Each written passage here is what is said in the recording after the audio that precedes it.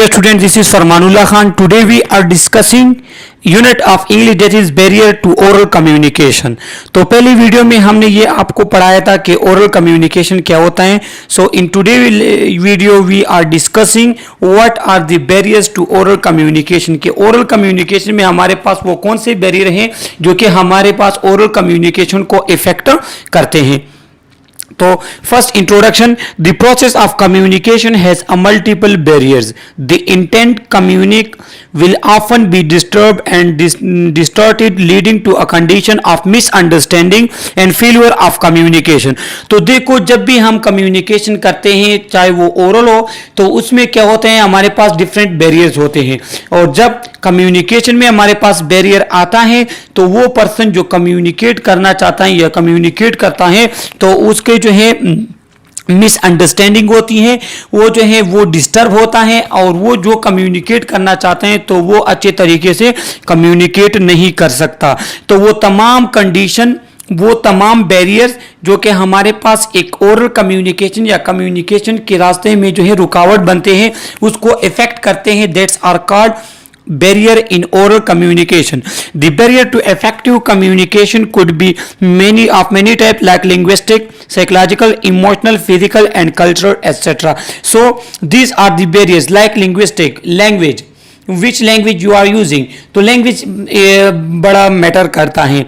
किस तरह के आप जो हैं आप खुद किस लैंग्वेज के हैं, आपके सामने ऑडियंस किस लैंग्वेज की बैठी है, या जो है आपका जो लेक्चर कम्युनिकेशन होगी वो किस लैंग्वेज के लोगों के साथ होगी, आपका लहजा क्या है, आपका ज़बान क्या है, आपकी लैंग्वेज कौन सी है.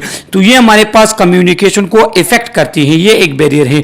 दूसरा साइकोलॉजिकल भी हमारे पास बैरियर है. Because there are different type of psychological factor that affect our oral communication, जो कि आगे चलकर हम पढ़ते हैं. Emotional, physical and cultural. So these are the barriers and we have to study one by one कि हमारे पास कौन कौन से बैरियर होते हैं. पहला हमारे पास है linguistic barrier. The language barrier is one of the main barrier that limit effective communication. Language is the most commonly implied tool of communication. The fact that each major region has its own language is one of the barrier to effective communication. Sometimes even a thick dialect may render the communication ineffective. So these slides explain that language is one of the barrier because कि आपकी language कौन सी है. अगर आप English में language present कर रहे हैं या इंग्लिश लैंग्वेज में अगर आप प्रेजेंट कर रहे हैं या कम्युनिकेट करते हैं और सामने वाले को इंग्लिश नहीं आती, then it will become a barrier, it will be a problem. And the message you want to deliver, you want to communicate will not communicate properly. तो हमारे पास लैंग्वेज जो है वो इंतहाई मैटर करता है. हर इलाके की अपनी एक लैंग्वेज होती है. तो जब आप किसी के साथ कम्युनिकेट करते हैं तो लैंग्वेज एक बैरियर है. तो पहले से आपने ये कंसीडर करना होगा कि मैंने किस टाइप के लोगों से बात करनी होगी, उनका लैंग्वेज क्या होगा. क्योंकि अगर if you have a problem, you have a language barrier, अगर आपके उसके लैंग्वेज में फ़र्क है तो जो आप कम्युनिकेट करना चाहते हैं वो इफेक्टिवली कम्युनिकेट नहीं होगा. As per some estimate the dialect of every two region change with a few kilometer. Even in some workplace different employee will have a different linguistic skills. और ये तो हमें पता है कि कुछ किलोमीटर पे जाने के बाद हमारे पास लैंग्वेज और लहजे में फ़र्क आता है. So in order, if you want to communicate effectively, communicate properly, then you have to take in record language कि आपने लैंग्वेज की सही इंतखाब करना होगा कि जिस टाइप के लोगों के साथ आप बात करते हैं. तो ये हमारे पास एक लैंग्वेज बैरियर है. तो इसमें हमसे क्यूज इस तरह आएगा कि which one is communication barrier, तो उसमें आप लिंग्विस्टिक डाल सकते हैं. दूसरा हमारे पास डायलेक्ट जो है वो फ्यू किलोमीटर पे हमारे पास चेंज होते हैं. इसका मतलब ये है कि आप 10, 15, 20 किलोमीटर जितना जो है इसने एस्टिमेट लगाया होता है कि उस पे से उस फासले पे जो दो जगह होती हैं, रीजन होती हैं, तो उसके लैंग्वेज में, उसके ज़बान में, उसके लहजे में थोड़ा बहुत फ़र्क होता है और ये हमारे पास एक बैरियर है. अगर मैं आपको एग्जांपल दूं तो मैं ये जो लेक्चर प्रेजेंट करता हूं तो ये उर्दू में अक्सर मैं प्रेजेंट करता हूं, लेकिन कुछ स्टूडेंट जो है वो मुझे मैसेज करते हैं कि आप इसे पश्तो में प्रेजेंट करें, जो कि एक बैरियर है. तो इस तरह के कहते हैं लैंग्वेज बैरियर.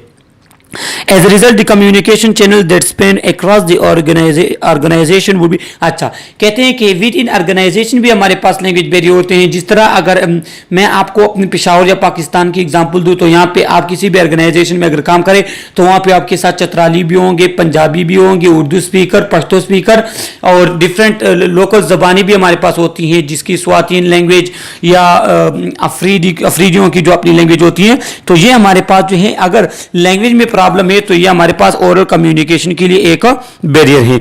इसके बाद psychological barrier. So what is psychological barrier?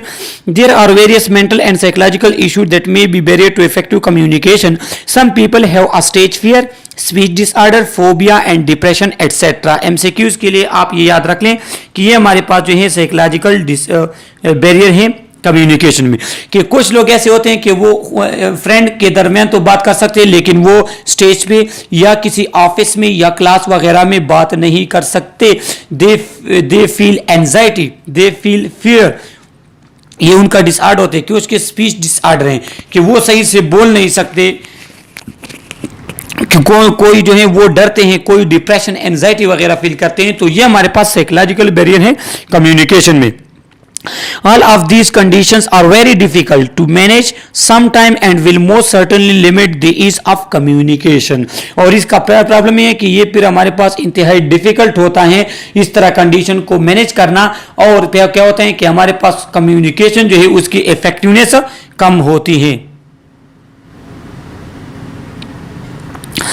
Sometimes people have a habit of starting an argument when someone countered their opinion. As a result, people tend to avoid them and this affect their personal as well as professional relationship। क्या होते हैं कि जब हम किसी के साथ जो है बातें वगैरह कम्युनिकेट करते हैं तो वो आर्गुमेंट्स वगैरह स्टार्ट हो जाती हैं।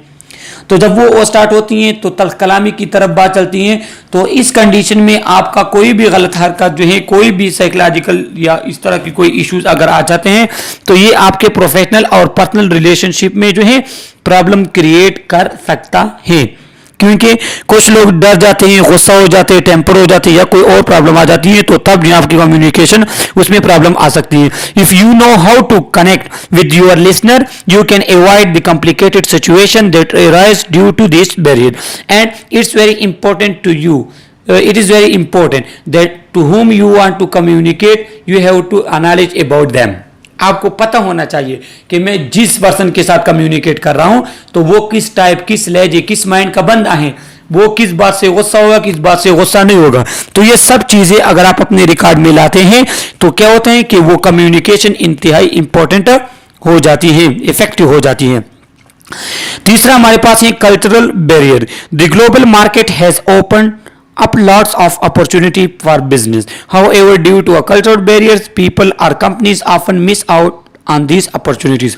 क्या है कि हमारे पास वर्ल्ड वाइड डिफरेंट अपॉर्चुनिटीज हमारे पास आते हैं, नर्सिंग जॉब के लिए, डिफरेंट जॉब्स के लिए, हमारे पास कंपनी वगैरह के लिए, लेकिन वहाँ पे कल्चर डिफरेंसेस जो हैं वो भी क्या होते हैं कि वो कम्युनिकेट और अपॉर्चुनिटीज से हम रह जाते हैं। उसका रीजन मिसाल मैं आपको देता हूँ कि अगर आप चाइना वगैरह में जाते हैं वहाँ जॉब करने के लिए, फिर वहाँ पे आपको हलाल फूड जो है वो मुश्किल से मिलता है, वहाँ पे मैक्सिमम जो है वो हराम फूड होता है। तो ये भी हमारे पास एक कल्चर बैरियर है। बाकी भी हमारे पास इस तरह की सिटीज कंट्रीज वगैरह हैं कि वहाँ पे जो है आपको पैंट शर्ट पहनना होगी।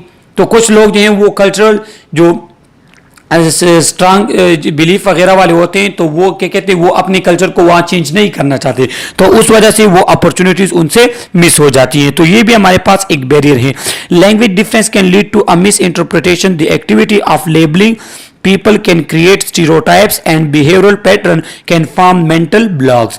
और लैंग्वेज में आपकी प्रॉब्लम हो, अगर कल्चर में आपके जो है मिसअंडरस्टैंडिंग आ रही है तो क्या होगा कि आप जो है मेंटल ब्लॉक लगा दिया जाता है। स्टीरियोटाइप किसे कहते हैं कि आप किसी पर्सन को कल्चर की बिहाफ पे जो है वो करते हैं, तो ये हमारे पास स्टीरियोटाइप, या किसी पर्सन के बिहाफ पे अगर आप किसी कल्चर को बदनाम करते हैं या कल्चर को इन रिकॉर्ड लाते हैं तो इसको कहते हैं stereotype. Also, different culture in different places can turn into strong communication barrier। और different cultures हमारे पास different places में है तो क्या है कि वहाँ पे communication barrier फिर प्रॉब्लम आ जाती है, क्योंकि अगर कोई जो है पठान कल्चर से पंजाबी कल्चर में जाते हैं, सिंधी कल्चर, तो वहाँ पे कल्चर डिफरेंसेस होती हैं और वहाँ पे थोड़े बहुत कम्युनिकेशन बैरियर हमारे पास हो जाते हैं। फिजिकल बैरियर्स कौन से हैं? फिजिकल बैरियर में prevent an individual from being able to interpret non-verbal cues.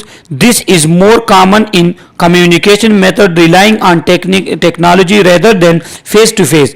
Other physical barrier include old or broken equipment used for communication, uncomfortable temperature, background noise and poor lighting. Physical barrier भी हमारे पास ऐसे हैं जो communication में problem create करते हैं। कौन से? कि आप जहां पे प्रेजेंट करते हैं, जिससे कम्युनिकेट कर रहे हैं, तो क्या होता है कि वहां पे टेम्परेचर भी डिपेंड करते हैं। अगर आप गर्मी में किसी से बात कर रहे हो, वहां पे आपको पसीना आ रहा है, तो आप जान छुड़ाएंगे बात करने से, तो कम्युनिकेशन इफेक्ट होगी। क्योंकि जरूरी नहीं है कि हमारा कम्युनिकेशन फुल वर्बल हो, क्योंकि नॉन वर्बल चीजें भी जो हमारे पास हैं वो कम्युनिकेशन में आ जाती हैं। कि अगर बैकग्राउंड में नॉइस है, शोर है, शराबा है, तो क्या है, तो वहाँ पे आप जो है किस तरह अपनी बात जो है अच्छी तरीके से डिलीवर करेंगे। कहीं पे लाइट की सिस्टम, लाइटनिंग अच्छी नहीं है, तो वहाँ पे आपके जो फिजिकल, आपके जो बॉडी लैंग्वेज वगैरह हैं, आपके हाथों के हरकत, फेस स्ट्रक्चर वगैरह, ये फेस अपीयरेंस, जो ये सब चीज़ें जो ये इफेक्ट होती हैं, तो ये फिजिकल बैरियर में आती हैं। Communicating close to the time of your break, lunch end of work hours, large work area or working in an area that is physically separated from colleague। तो कहें कि आप किस जगह पे मीन्स कम्युनिकेट करते हैं, ऐसी जगह जहाँ पे आप फ्रेंड से दूर है, ऐसे ही आप स्कूल में, कॉलेज में, पब्लिक में, जहाँ कहाँ पे जो है आप कम्युनिकेट कर रहे हैं। डोर क्लोज डोर है, ओपन डोर है। Large geographic distance between the sender and receiver, communication is usually easier over shorter differences. हाँ, जो सेंडर और रिसीवर है उसमें लार्ज एरिया है या कम, मीन्स आप किसी और कंट्री में, सिटीज़ में, या अपने रूममेट के साथ या अपने क्लास में किसी के साथ कम्युनिकेट करते हैं, तो जितना फासला कम होता है उतनी आपकी कम्युनिकेशन जो है वो इफेक्टिव होती है। Open work space are becoming popular as they provide employ with their own work place while also removing visible barriers between colleagues that can interfere with communication। तो क्या होते हैं कि जब ओपन वर्क प्लेस आपके पास होगा तो क्या होगी कि आपके पास जो है फेस टू फेस एक दूसरे के साथ आप देख सकते हैं, बात कर सकते हैं, कम्युनिकेट कर सकते हैं, जो कि हमारे पास इंतहाई इफेक्टिव है। इमोशनल बैरियर्स कौन से? इमोशनल रिएक्शन फ्रॉम आइदर और both the speaker and listener can prevent effective communication. So there are different emotional factors that have a great effect on your communication. So it's difficult to put aside and not act on our emotion, but it's necessary. Try to work out what word, topic, etc. can trigger your strong emotional reaction so you can create a plan for managing them। तो कहें कि आप जब भी communicate करते हैं तो वो आप इमोशनल फैक्टर बैरियर्स भी हमारे पास होते हैं, क्योंकि अगर आप सैडनेस की बात कर रहे हैं, खुशी की बात कर रहे हैं, आप गमज़दा हैं, आप खुश हैं या संजीदा हैं, सीरियस हैं, फन है, तो ये तमाम जो हमारे पास इमोशनल बैरियर हैं ये हमारे पास जो है कहें कम्युनिकेशन को इफेक्ट करती हैं। A common emotion in regard to communication is fear। People often have the tendency to think that their opinion don't matter in the workplace or that people will negatively judge them if they speak up।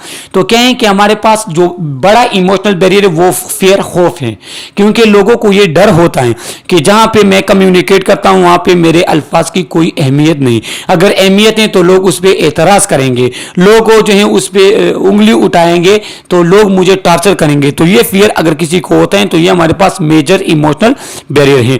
But this is not the case and is likely that other around you will also feel too afraid to say anything so they will respect you when you do speak up. और कहें कि ये हमारे पास उस condition में खौफ नहीं होता कि आपको पता है कि सामने वाले जो हैं वो मुझसे डरते हैं, वो मुझसे लेवल में कम है, तो वो कुछ बात नहीं करेंगे, तो ये ऐसा भी हमारे पास होता है, तो वहां पे आपको ये फियर नहीं होता। What is valuable to you will be available to another person. देखो, जो आपके नजदीक एक कीमती है वो लोगों के नजदीक कीमती होगा। जरूरी नहीं है सही है, क्योंकि कुछ चीजें जो हम इमोशन के साथ कहते हैं वो सामने वाले को मजाक लगती है। तो ये तमाम चीजें जो हमारे पास कम्युनिकेशन बैरियर में आती हैं। तो ये हमारे पास डिफरेंट बैरियर जो ओरल कम्युनिकेशन को इफेक्ट करते थे। इसमें एमसीक्यूज कैसे आएंगे कि different type of oral communication barrier कौन से, फिर आपको दिया होगा कि इमोशनल बैरियर्स कौन से, साइकोलॉजिकल बैरियर कौन से, जो आगे ऑलरेडी हम डिस्कस कर चुके हैं। तो ये हमारे पास छोटा वीडियो था, इसको लाइक करें, शेयर करें और सब्सक्राइब करें हमारे चैनल को। Okay, thank you.